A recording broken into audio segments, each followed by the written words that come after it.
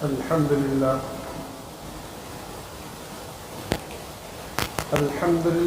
نحمده ونستعينه ونستغفره ونؤمن به ونتوكل عليه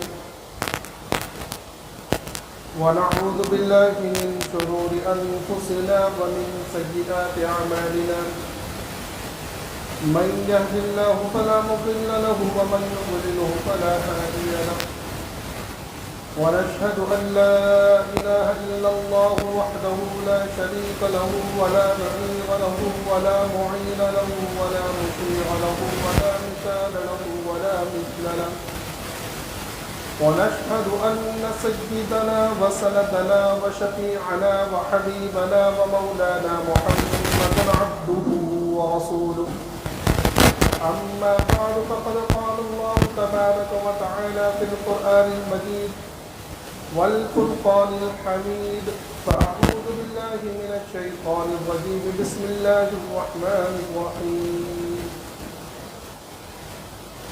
شهر رمضان الذي أنزل فيه القرآن هدى للناس وبينات من الهدى والفرقان صدق الله العظيم. میرے محترم بزرگوں دوستو، قبل اس کے بات شروع ہو ایک مرتبہ بلند آواز کے ساتھ درود شریف پڑھیں. اللهم صل على سيدنا مولانا محمد وعلى آل سيدنا مولانا محمد وبارك وسلم كما تحب وترضى عدد ما تحب وترضى يا كريم. شعبان کے بالکل آخری ایام چل رہے ہیں اور امید ہے کہ ایک دو دن میں یا تو منگل کا پہلا روزہ ہو سکتا ہے یا بدھ کا پہلا روزہ ہو سکتا ہے. چاند کے اعتبار سے 29 کا اگر چاند ہوا تو منگل کا روزہ، اور اگر 30 دنوں کا چاند مہینہ ہوا شعبان کا تو بدھ کا روزہ. بہرحال رمضان کا مہینہ بہت ہی قریب ہے. میرے محترم بزرگوں دوستو، یہ رمضان کا جو مبارک مہینہ ہے بڑا عظیم الشان مہینہ، اور اس کی عظمت کے کیا ہی کہنے کہ سرور کائنات آقا مدنی محمد عربی صلی اللہ علیہ وسلم ایک دو دن نہیں، ہفتہ دو ہفتہ نہیں بلکہ 2 مہینے پہلے سے اس رمضان کا استقبال کیا کرتے تھے اور رمضان کا مبارک مہینہ پانے کی دعا کیا کرتے تھے. حدیث پاک کے اندر آتا ہے کہ اللہ کے رسول صلی اللہ علیہ وسلم رجب کے مہینے میں دعا کرتے تھے، اللہم بارک لنا فی رجب و شعبان وبلغنا رمضان، کہ اللہ رجب اور شعبان کے اندر کے مہینے میں ہمارے لیے برکت عطا فرما تاکہ اور ہم کو رمضان کے مہینے میں پہنچا دے. کہ رجب اور شعبان 2 مہینے پہلے تمنا کر رہے اللہ کے رسول صلی اللہ علیہ وسلم کہ اللہ ہمیں اتنی مہلت اور دے دے، اتنی ہمارے عمر کے اندر اضافہ عطا فرما کہ ہمیں رمضان کا مبارک مہینہ مل جائے. یہ اس ذات کا عمل ہے جو بخشی بخشائیے ہے، جس کے گناہیں اگر تو ہے ہی نہیں، اور اگر ہو بھی تو اللہ کی طرف سے صاف اعلان ہے کہ سارے گناہ معاف. وہ رمضان کا اتنا انتظار کر رہی ہے اور ہم ان کے امتی ہیں، ہمیں پتہ ہی نہیں چلتا کب رمضان آ رہا ہے، اور اگر پتہ چلے بھی تو تیاری کچھ نہیں. بس ہم یہ سمجھتے ہیں کہ رمضان کا مہینہ آ رہا ہے، اب سحری و افطاری کرنا ہے. اور گھر کی عورتیں بھی اللہ ہم تمام کو معاف کرے، گھر کی عورتوں کی تیاری یہ ہوتی ہے کہ وہ رمضان سے پہلے سموسے بنانے کی پوری پلیٹیں لا کر رکھنا ہے کہ سموسے بنانے ہیں اور یہ بنانی ہے، وہ کچوریاں بنانی ہیں، اس کے سانچے لے کر آ جاؤ، اس کے سانچے لے کر آ جاؤ، اور یہ تیاری کر لو، اور اتنا قیمہ لا کے رکھ دو، اتنا گوشت لا کے رکھ دو، اتنا چکن لا کے رکھ دو، یہ ڈیمات اور فلانے ڈھمکانے، وہ ساری کھانوں کی تیاری کرتی ہیں. گویا ہم نے رمضان کا مہینہ کھانے پینے کا مہینہ بنا لیا ہے، اور حقیقت بھی یہی ہے کہ ہم کرتے بھی ویسے کرتے ہیں.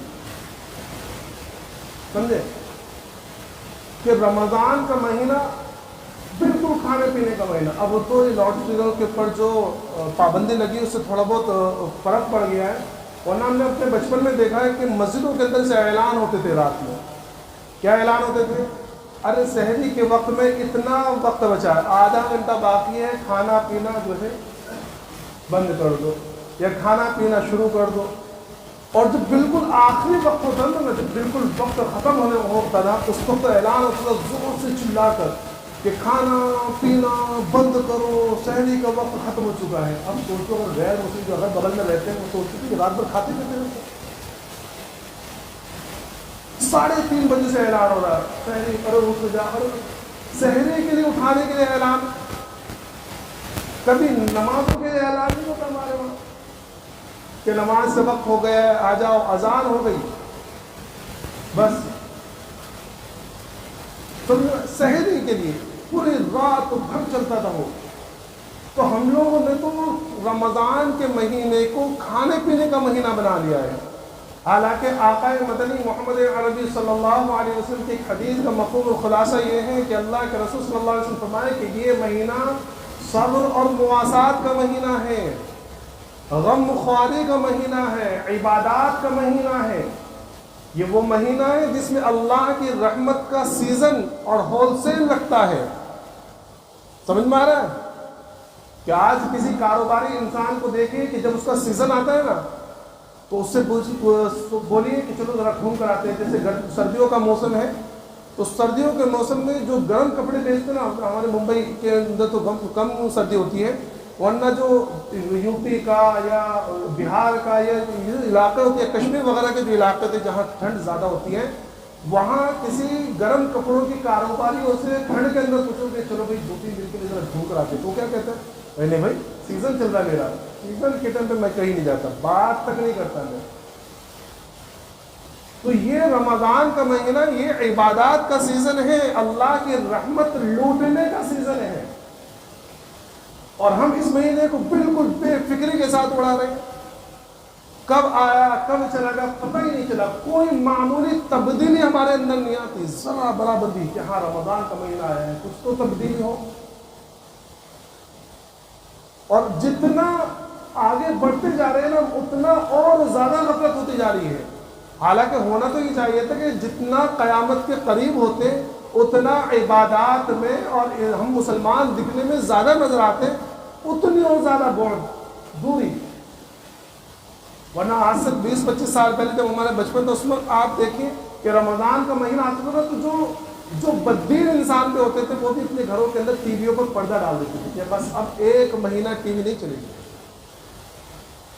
ریڈیو بند، اب 1 مہینہ ریڈیو نہیں چلے گا. اور اب حالت ایسی ہے کہ رمضان کا مہینہ آ رہا ہے، عین مغرب کے ٹائم پہ سیریل دیکھ رہے ہیں.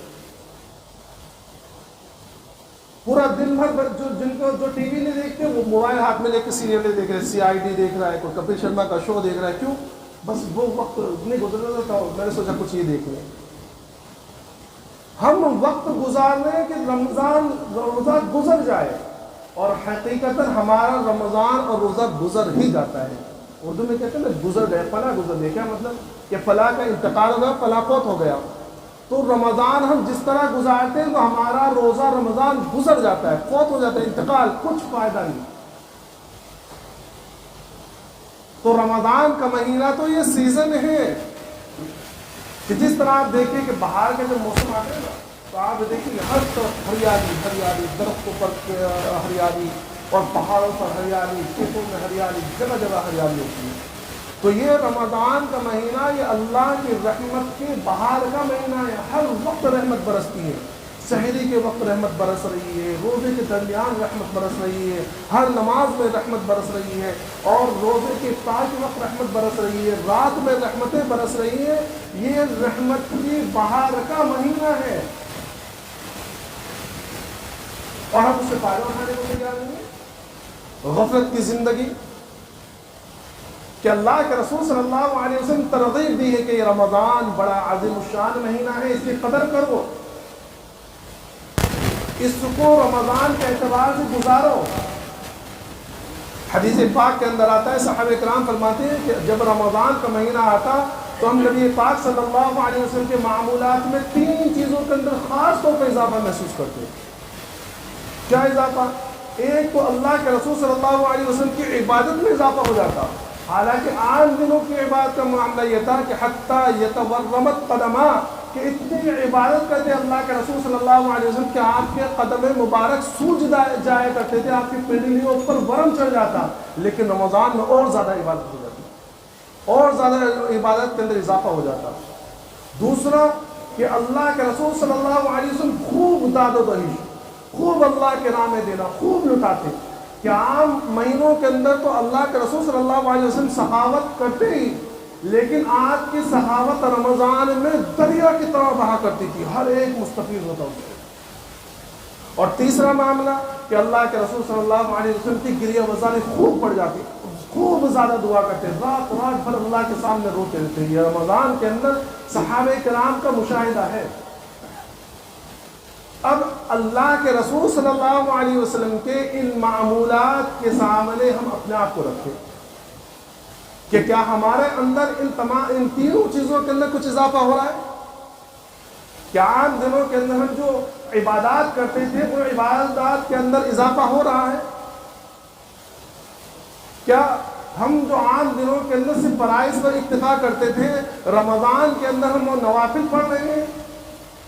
دیکھیں اپنے آپ کو، ہم یہ دیکھیں کہ عام دنوں کے اندر ہم اگر اللہ کے راہ میں کچھ صدقہ، خیرات یا ہدیہ، تحائف وغیرہ کسی کو دیا کرتے تھے، تو رمضان میں بھی اس طرح ہم کر رہے ہیں،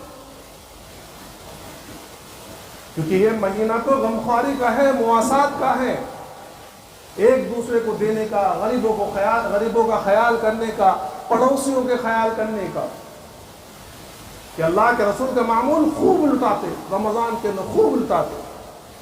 اور تیسرا معاملہ کہ خوب اللہ کے سامنے گریہ وزاری، رونا، اللہ سے مانگنا، کیونکہ اللہ کے رسول صلی اللہ علیہ وسلم جانتے تھے کہ رمضان کیا ہے، کہ رمضان اللہ کا مہینہ ہے، اللہ نے ہمیں دیا ہے۔ یہ گویا یوں سمجھ لیجئے کہ کسی بڑے مالدار نے ہمارے ہاتھ میں، کوئی بڑا مالدار اگر ہمارے ہاتھ میں ایک بالکل بلینک چیک دے دے اور کہے ہم سے کہ یہ بلینک چیک ہے، تم جتنی رقم چاہے لے لو، تو ہم کیا کریں گے؟ 1-2 روپے لکھیں اس کے اندر۔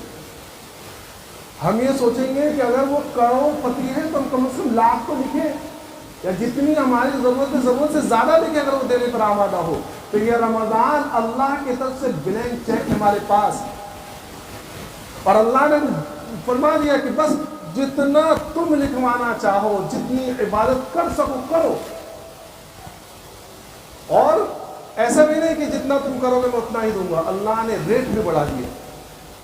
حالانکہ سیل میں ریٹ کم ہوتے ہیں، آپ دیکھیے جہاں سیل لگا ہوا ہوتا ہے وہاں ریٹ کم ہوتے، جبھی تو اس کو سیل بولتے کہ بھئی اونے پونے داؤں مل رہا ہے، لیکن نہیں، قربان جائیے اللہ کے رحمت پر کہ اللہ نے ہماری ٹوٹی پھوٹی عبادت کے اوپر اتنے ریٹ بڑھا دیے کہ نارمل دنوں کے اندر تم جو عبادت نفل کرتے تھے اس مہینے کے اندر کرو گے، فرض کا ثواب دوں گا۔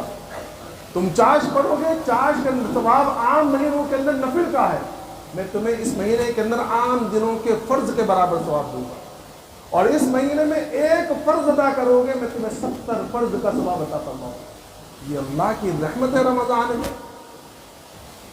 تو ہم اپنے رمضان کو اللہ کے سامنے قبول کروائے، سمجھے؟ اللہ تبارک و تعالیٰ اس مہینے کے اندر ہمارے تنافس کو دیکھے گا۔ تنافس کہتے ہیں حرص کو، حرص، عبادات میں حرص کو دیکھے گا، ورنہ یہ کلیئر کرنا بھی ضروری ہے، ورنہ ہماری حرص کائے میں لگتی ہے کہ ہمارے جو مرد حضرات ہوتے ہیں، جو کاروباری حضرات، ان کی تیاری رمضان میں کیسے ہوتی ہے؟ عورتوں کی تو میں نے بتلا دیا، رمضان میں مردوں کی کاروبار کی جو حرص ہوتی ہے یا ان کی تیاری ہوتی ہے وہ یہ ہوتی ہے کہ رمضان میں کون سا کاروبار چلے گا۔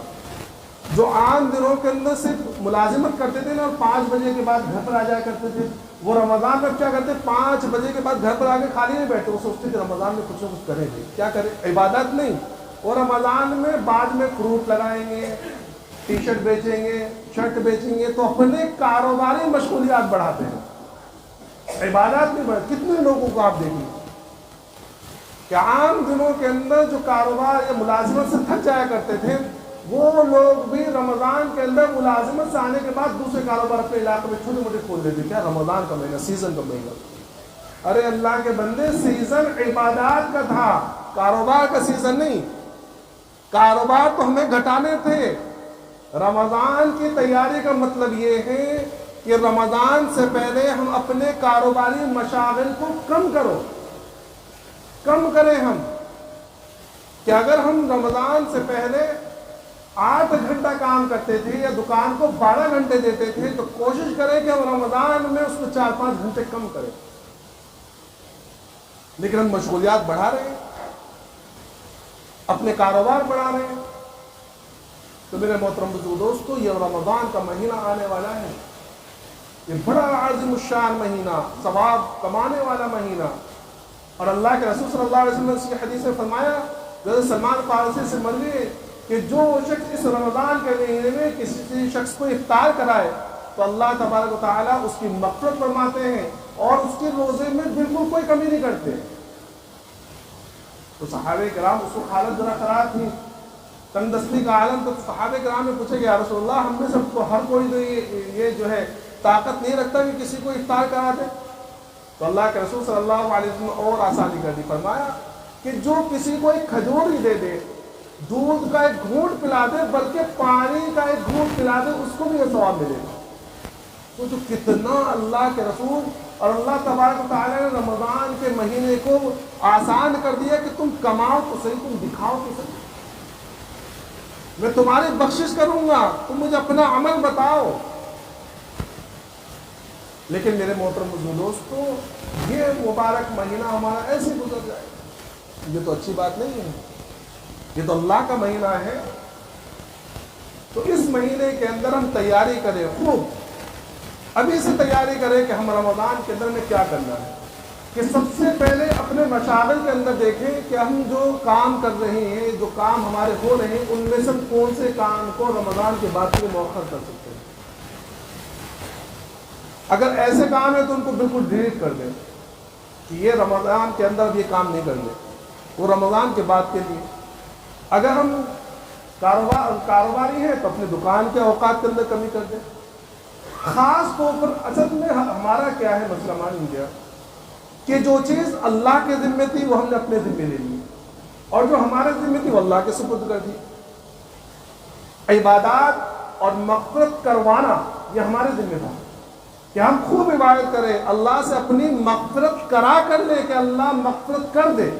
تو ہم نے اللہ کے ذمہ چھوڑ دیا کہ اللہ غفار ہے، اللہ غفور ہے، اللہ رحمان ہے، اللہ رحیم ہے، سمجھے؟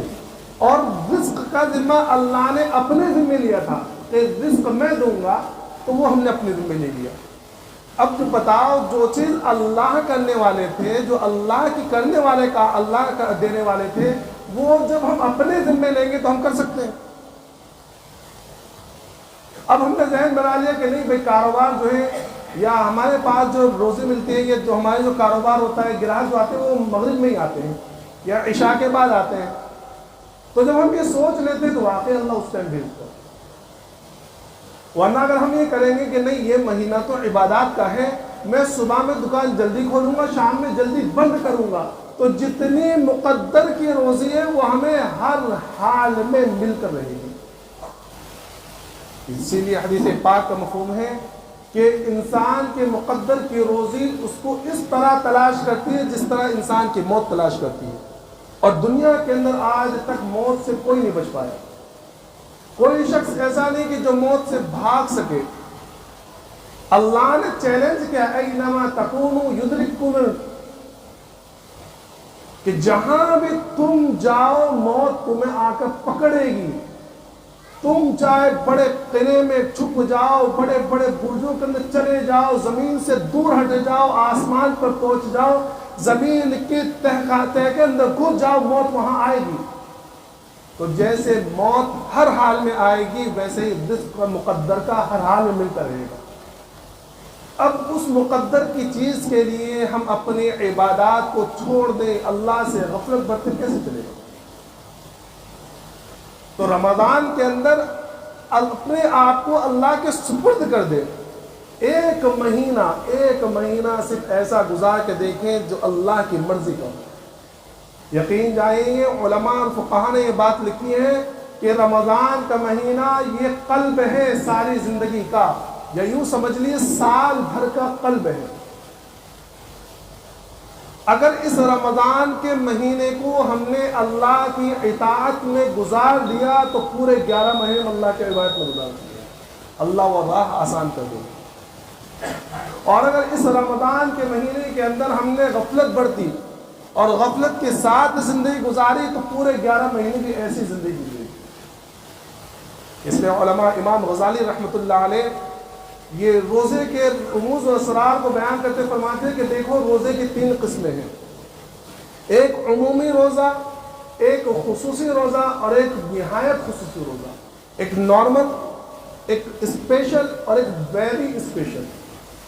عمومی روزہ ہے، نارمل روزہ تو وہ ہے کہ جیسے عام طور پر سب کا ہوتا ہے کہ بھائی وہ جو حرام چیز، جو مخصوص چیزیں تھیں حرام چیزوں سے بچ گیا، یعنی کھانے پینے سے بچ گیا اور جماع خواہشات سے رک گیا، بیوی کے ساتھ ہم بستری کرنے سے، یہ عمومی روزہ ہے، عام لوگوں کا روزہ۔ ایک ہوتا ہے اسپیشل روزہ، خصوصی روزہ، یعنی کہ وہ ان 3 چیزوں سے تو بچا، کھانے پینے سے بھی رکا رہا اور بیوی سے ہم بستری کرنے سے بھی رکا رہا، ساتھ میں وہ دوسرے جو اعضاء ہیں ان تمام چیزوں کے گناہوں سے بچا رہا، یعنی زبان سے جھوٹ بولنے سے رکا رہا، ہاتھ سے ظلم کرنے سے رکا رہا، زبان سے غیبت، چغلی اور کینہ، کپٹ، یہ ساری گالی گلوچ ساری چیزوں سے رکا رہا، پاؤں سے جو گناہ کی جگہ پہ جاتے تھے وہاں جانے سے رکا رہا، آنکھوں سے بد نظری کرنے سے رکا رہا، غیر محرم پر نظر ڈالنے سے رکا رہا، کانوں سے گانے سننے سے رکا رہا، میوزک سننے سے رکا رہا۔ تو یہ ہے خصوصی روزہ، اسپیشل۔ ایک ہوتا ہے ویری اسپیشل، نہایت خصوصی روزہ، یہ وہ روزہ ہے جس میں ان تمام چیزوں سے بچنے کے ساتھ ساتھ دل کو غیر اللہ سے بھی بچا کے رکھو۔ تو ایک ہوتا ہے ایسا روزہ جس میں حرام کاموں سے بچے رہے، دوسرا روزہ ہوتا ہے وہ جو حرام کاموں کے علاوہ وہ تمام اعضاء و جوارح کا بھی روزہ ہوا، اور تیسرا جو ویری اسپیشل روزہ ہے وہ یہ ہے کہ دل کا بھی روزہ رکھا ہوتا ہے، کہ دل بھی ہما وقت اللہ کی طرف متوجہ رہا، اس نے دل کو غیر کی طرف متوجہ کرا ہی نہیں، بس اللہ اللہ اللہ کرتا رہا۔ تو یہ ہم کوشش یہ کریں کہ ہم ویری اسپیشل روزہ رکھیں۔ وہ تو کوئی چاہتا ہی نہیں ہے، وہ تو ہم نے سیزن بنایا نا کھانے پینے کا، تو ہم تو سوچے بھائی عمومی ہو جائے تو بہت ہے، بھائی اکانومی کلاس میں چلے جائے، کہاں بزنس کلاس کے چکر میں پڑے۔ تو اپنے روزوں کو بتائیں اللہ کے سامنے، اور ایسے لوگ گزرے ہیں کہ جنہوں نے روزے کو رمضان کو اللہ سے قبول کروایا، اور خاص طور پر اللہ کے رسول صلی اللہ علیہ وسلم فرمایا کہ دیکھو 4 عمل اس رمضان میں خصوصی طور پر کرنے کے ہیں۔ ایک تو یہ خوب اللہ کی تکبیر، تحلیل، اللہ کی تسبیح، لا الہ الا اللہ محمد الرسول اللہ، لا الہ الا اللہ کی خوب لا الہ الا اللہ چلتے پھرتے کلمہ پڑھتے ہیں۔ دوسرا کام خوب استغفار، خوب استغفار، اللہ کے سامنے معافی، اللہ کے سامنے رونا، گر گرانا، اللہ سے اپنے گناہوں کی معافی مانگنا کہ اللہ یہ مبارک مہینہ ہے تو معاف کر۔ تو ہمیشہ جب وقت ملے دعاؤں کے اندر مشغول ہونا، استغفار کرتے رہنا۔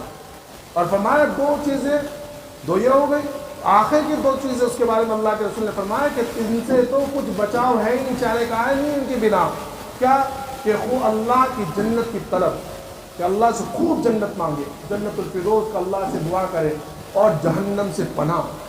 اس لیے ان ایام کے اندر اس دعا کا اہتمام، اللہم انی اسألک الجنہ وَأَعُوذُ بِكَ مِنَ النَّارِ، خوب دعا کا اہتمام کرے، اس دعا کو پڑھے کہ اللہ میں جنت کا سوال کرتا ہوں اور جہنم سے تیری پناہ مانگتا ہوں، خوب دعا کرے۔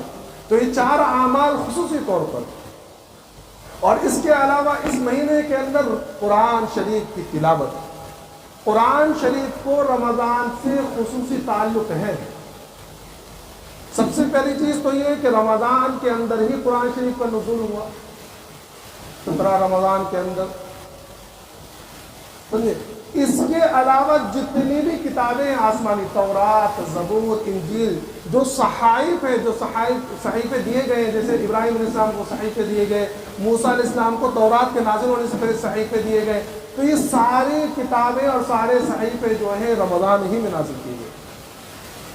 تو رمضان کے اندر خصوصی طور پر قرآن شریف کی تلاوت جب بھی موقع ملے خوب تلاوت کریں. امام اعظم ابو حنیفہ رحمۃ اللہ علیہ کے بارے میں لکھا ہے کہ 61 قرآن شریف رمضان کے اندر ختم کرتے ہیں, ایک رات کے اندر, ایک دن میں اور ایک تراویح میں, روزانہ ایک 61 قرآن شریف. ان کی آپ تصور کریں. اور ایسا نہیں ہے کہ بھائی اب نہیں, ابھی کتنے لوگ ہیں, کتنے لوگوں کے بارے میں مجھے معلوم ہے کہ رمضان کے اندر 30 قرآن شریف ختم کرتے ہیں, روزانہ ایک قرآن شریف. تو اگر ہم سے اتنا نہیں ہو رہا ہے تو بالکل بالکل ضعیف اس میں کہ ہم بالکل ہی کم سے ایک قرآن شریف کو ہر حال میں ختم کرنے کی کوشش کریں. ایک قرآن شریف کم از کم, بالکل تھرڈ درجے میں. ورنہ جتنا قرآن شریف ہم ختم کر سکتے ہیں مکمل کر اتنا کریں, خوب چلتے پھرتے قرآن شریف پڑھیں, سمجھے. اور اب تو اتنی آسانی ہو گئی ہے, جہاں موقع ملے وہاں قرآن شریف پڑھیں. دیکھو میری ترغیب نہیں دے رہا کہ موبائل میں قرآن شریف پڑھیں, حرام بھی نہیں ہے, ناجائز بھی نہیں ہے, اور مستحب بھی نہیں ہے. مستحب تو یہ ہے کہ قرآن شریف جو مصحف ہے اس کو لے کے پڑھیں. لیکن اگر ہم چلتے پھر رہے, ٹرینوں میں جا رہے ہیں, تو گانے سننے یا ادھر ادھر دیکھنے یا اس کو نظر تاڑنے, اس سے بیکار کی باتیں کرنے, گپ شپ کرنے سے موبائل کے اندر قرآن شریف پڑھنے. سمجھے. تو یہ رمضان کا مہینہ جو ہے یہ قبول کروانے والا مہینہ ہے. اپنے آپ پہ جو ہے معمولات میں تبدیلی لائیں, ورنہ کیا ہوگا, یہ ہوگا کہ اللہ کے رسول اور جبرائیل علیہ السلام کی بد دعا کے مستحق ہوں گے. ایک حدیث بہت مشہور ہے, آپ نے سنی ہوگی کہ اللہ کے رسول صلی اللہ علیہ وسلم نے حضرت جبرائیل امین کی بد دعا پر آمین کہا ہے. دیکھو اول تو جبرائیل علیہ السلام جو ہے بد دعا دینے کے وہی مکلف ہی نہیں ہے. تو اگر جبرائیل علیہ السلام نے بد دعا دی ہے تو پتہ چلا بد دعا دینے کا حکم اللہ نے دیا, اور پھر بد دعا کے اوپر آمین کون کہہ رہے ہیں؟ سید الانبیاء آقا مدنی محمد عربی صلی اللہ علیہ وسلم آمین کہہ رہے ہیں. تو بتاؤ اس کے ایسے بد دعا لگنے سے کوئی بچا سکتا ہے؟ تو رمضان کے اندر فرمایا جو اپنی مغفرت نہ کروا لے وہ ہلاک و برباد ہو گیا. تو رمضان کے اندر خوب عبادات کریں, اپنے معمولات میں تبدیلی لائیں, اور خاص طور پر ایک کام اور کر لیں, وہ یہ کہ اگر ہم رمضان کے مہینے میں عبادت نہیں کر سکتے, نہیں ہو رہی, تو گناہ نہ کریں. ایک بات آپ خاص طور پر سمجھ لیں, رمضان میں جس طرح عبادات کا ریٹ بڑھ جاتا ہے, ایک عبادت کا ثواب 70 کے بدلے ملتا ہے, تو گناہ کا ریٹ بھی بڑھتا ہے. ایک گناہ کا بدلہ یا ایک گناہ کی سزا ایسا ہے جیسا کہ عام دنوں میں 70 گناہ کیے ہیں. اس لیے رمضان کے اندر خصوصی طور پر ساری چیزوں سے, چغلی, غیبت, سمجھے, جتنی باطنی بیماریاں تمام سے بچیں. اور یاد رکھیے اگر رمضان کے اندر ہم گناہوں سے بچ کر روزہ رکھیں گے تو جہاں عام طور پر ہم لوگ اثر کے ٹائم کہتے ہیں نا کہ یار روزہ رکھ رہا ہے, بہت تو پیاس سے حالت ہوا. یہ جو روزہ لگتا ہے نا, عام طور پر یہ روزہ ان لوگوں کو لگتا ہے جو رمضان روزے کی حالت میں گناہوں سے نہیں بچتے. اور یہ میں نہیں کہہ رہا, یہ حدیث کہہ رہی ہے. اللہ کے رسول صلی اللہ علیہ وسلم کے زمانے میں 2 عورتوں کے بارے میں اللہ کے رسول کو بتلایا گیا کہ یا رسول اللہ اتنی زیادہ شدت سے بھوک اور پیاس ہے کہ اگر نہ کھائے پیے تو وہ ہلاک ہو جائے, ان کو روزہ توڑنے کی اجازت دے دیں. تو اللہ کے رسول صلی اللہ علیہ وسلم نے ایک پیالہ بھیجا کہ ان سے جا کے کہو کہ اس کے اندر الٹی کریں. تو جب ایک عورت نے الٹی کری تو اس کے اندر سے خون اور کچا گوشت نکلا. پھر دوسری نے کری تو اس کے منہ سے بھی خون اور کچا گوشت نکلا, پورا پیالہ بھر گیا. تو اللہ کے رسول صلی اللہ علیہ وسلم فرمایا کہ انہوں نے افطار تو حلال چیزوں سے کی تھی لیکن روزے کے اندر حرام کھاتی. کیا مطلب کہ غیبت کیوں نہیں کرتی ہے, جس کی وجہ سے اس کا روزہ مشکل ہو گیا. تو اپنے رمضان کو اللہ سے قبول کرائے, اپنے روزوں کو اللہ سے قبول کرائے. کرائیں گے سارے حضرات خصوصی طور پر عبادات. اب کچھ مسائل ہیں, کچھ پوچھے گئے, کچھ میں اپنی طرف سے بتلاتا ہوں.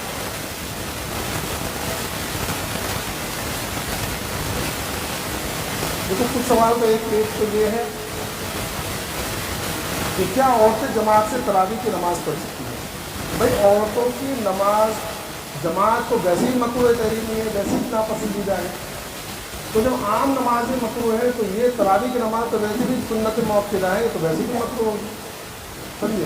اللہ کے رسول صلی اللہ علیہ وسلم عام طور پر لوگ کہتے تھے اللہ کے رسول کے زمانے میں بجایا کرتی تھی, بھائی اللہ کے رسول صلی اللہ علیہ وسلم کے زمانے میں ایک تو یہ کہ وحی کا نزول ہوا کرتا تھا، مسائل احکامات اتر رہے ہوتے تھے، اور خود آقا مدنی محمد عربی کی صلی اللہ علیہ وسلم کی ذات بابرکت موجود تھی، خیر القرون کا زمانہ تھا، اس کے باوجود اللہ کے رسول صلی اللہ علیہ وسلم سے ایک صحابیہ نے پوچھا کہ یا رسول اللہ میرا بڑا شوق ہوتا ہے کہ میں آپ کے پیچھے نماز پڑھوں، تو اللہ کے رسول صلی اللہ علیہ وسلم فرمایا کہ تیرا اپنے دالان میں نماز پڑھنا، تیرے صحن میں نماز پڑھنے، تیرا اپنے صحن میں نماز پڑھنا یہ تیرے دالان میں نماز پڑھنے سے افضل ہے، اور تیرا اپنے گھر کے کمرے میں نماز پڑھنا تیرے صحن میں نماز پڑھنے سے افضل ہے، اور تیرا اپنے گھر کے کونے میں نماز پڑھنا ہے تیرے گھر کے روم میں نماز پڑھنے سے افضل ہے، کہ جتنا چھپ کر اندر نماز پڑھے گی وہ زیادہ افضل ہے میرے ساتھ نماز پڑھنے سے،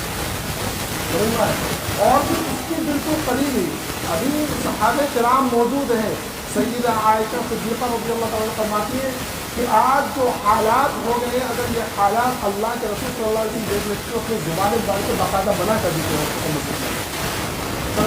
اس لیے عورتوں کی تراویح کی نماز مقبول ہے۔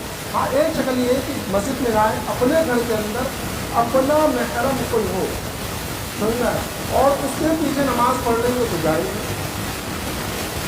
تراویح میں اگر کوئی محرم نماز پڑھا رہا ہو اور اس کے پیچھے عورت کھڑی ہے اپنے گھر میں یا اپنے وہاں، تو اس طرح کرنا جائز ہے، یا کوئی غیر محرم ہو لیکن پیچھے نماز پڑھنے والے جو ہیں اس میں وہ کوئی محرم مرد ہو اور عورت پردے میں ہو، جیسے آج کے 2 BHK 1 BHK بڑا سا روم ہے، بڑا سا فلیٹ ہے، اور ہال کے اندر کوئی نماز پڑھا رہا ہے، پیچھے جو نماز پڑھے مختلف مرد حضرات بھی ہیں، اور اس میں ان عورتوں کا محرم بھی کوئی موجود ہو، اور عورتیں بیڈ روم میں نماز پڑھ رہی ہوں چھپ کر پردے کے اندر، تو اس طرح کرنا جائز ہے، پڑھ سکتی ہیں۔ دوسرا سوال یہ ہے کہ نابالغ لڑکی کے پیچھے نماز پڑھ سکتے، تراویح کی نماز پڑھ سکتے ہیں؟ بھائی جس طرح عام نمازیں نابالغ کے پیچھے پڑھنا جائز نہیں، اسی طرح تراویح کی نماز بھی نابالغ کے پیچھے نہیں پڑھ سکتے ہیں۔ ایک شکل یہ کہ نابالغ امام ہو اور نابالغ مقتدی ہو تو پڑھ سکتے بھائی، لیکن بالغ مردوں کی امامت نابالغ بچہ نہیں کر سکتا، چاہے وہ تراویح ہو یا عام نماز ہو۔ ایک سوال یہ ہے کہ ناپاکی کے حالت میں سحری کر لے تو کیا روزہ ہو جائے گا؟ ہاں یہ مسئلہ بڑا ہوتا ہے کہ رات کے اندر احتلام ہو گیا یا بیوی سے ہمجسمری کی، اور اس کے بعد سحری کا وقت شروع ہو گیا، اب اتنا وقت نہیں کہ وہ غسل کر لے، تو اب اس حالت میں اگر وہ سحری کر لے تو روزہ ہو جائے گا، روزہ ہو جائے گا۔